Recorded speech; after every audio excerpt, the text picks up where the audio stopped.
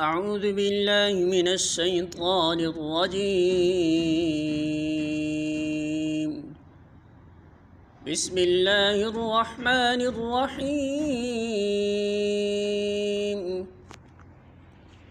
يا أيها الذين آمنوا أنفقوا مما رزقناكم من قبل أن يأتي يوم لا بيع فيه ولا خلة ولا شفاعة والكافرون هم الظالمون.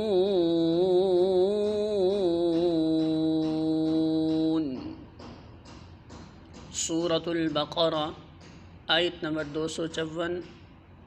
ترجمہ: اے لوگو جو ایمان لائے ہو، جو کچھ مال متاع ہم نے تم کو بخشا ہے اس میں سے خرچ کرو، قبل اس کے کہ وہ دن آئے جس میں نہ خرید و فروخت ہوگی، نہ دوستی کام آئے گی اور نہ سفارش چلے گی، اور ظالم اصل میں وہی ہیں جو کفر کی روش اختیار کرتے ہیں۔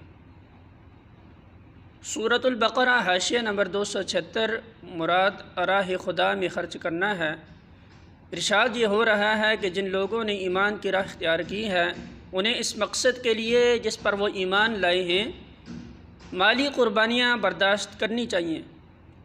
سورۃ البقرہ حاشیہ نمبر 277 یہاں کفر کی روش اختیار کرنے والوں سے مراد یا تو وہ لوگ ہیں جو خدا کے حکم کی اطاعت سے انکار کریں اور اپنے مال کو اس کی خوشنودی سے عزیز تر رکھیں، یا وہ لوگ جو اس دن پر اعتقاد نہ رکھتے ہوں جس کے آنے کا خوف دلایا گیا ہے، یا پھر وہ لوگ ہیں جو اس خیال خام میں مبتلا ہوں کہ آخرت میں انہیں کسی نہ کسی طرح نجات خرید لینے کا اور دوستی و سفارش سے کام نکال لے جانے کا موقع حاصل ہو ہی جائے گا۔